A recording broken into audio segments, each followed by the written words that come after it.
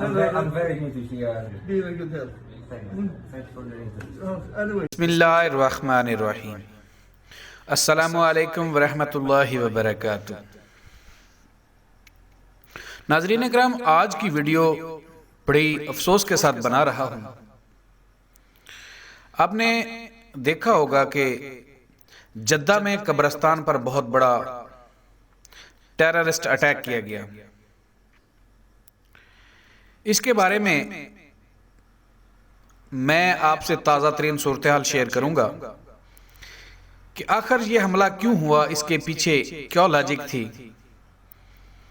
क्या मुहर्रिकात थे इस हमले के पीछे, और इसमें कौन कौन लोग जख्मी हुए। इस हवाला से आपसे बात करूंगा। नाज़रीन इकराम, ये हमला उस वक्त हुआ जब एक तकरीब में जद्दा के कब्रिस्तान में एक तकरीब मुनक्किद हुई, जिस तकरीब में गैर मुल्की सिफारतकार मौजूद थे और ये गैर मुस्लिमों से ताल्लुक रखने वाले एक कब्रिस्तान पे टेररिस्ट अटैक हुआ। और ये भी बताया गया है कि ये हमला उस वक्त हुआ जब गैर मुस्लिमों के कब्रिस्तान में जंगे अजीम अव्वल के इख्तिताम की याद में एक तकरीब मुनक्किद की जा रही थी।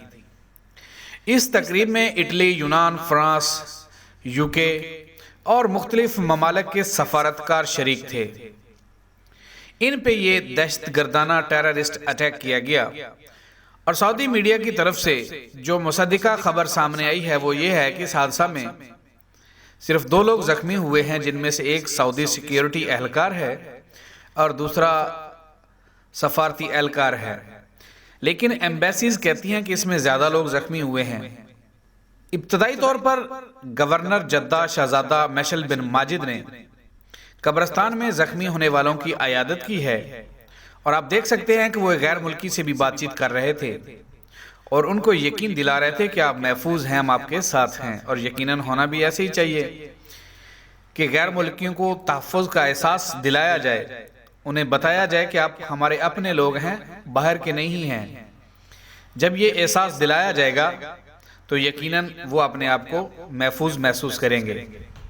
और इस दहशतगर्दाना हमला पर पाकिस्तान समेत कुवैत, मिस्र, ईरान, शाम, इराक ने इस हमला की मज़म्मत की है और ये यकीन दिलाया है कि हम सऊदी अरब और इस्लाम के साथ खड़े हैं।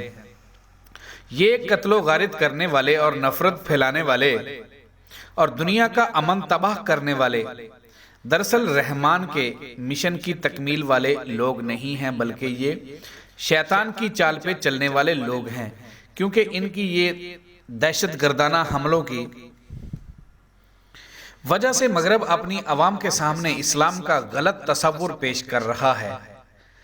मगरब अपनी अवाम के सामने इस्लाम का मसख शुदा चेहरा ला रहा है और उनको इस्लाम के बारे में गलत गाइड कर रहा है। इस वाक़े पर पूरी दुनिया से मज़म्मत आ रही है और सबसे बड़ी तशवीश की बात यह है कि बहुत से ममालिक के सफारतकार यहाँ मौजूद थे।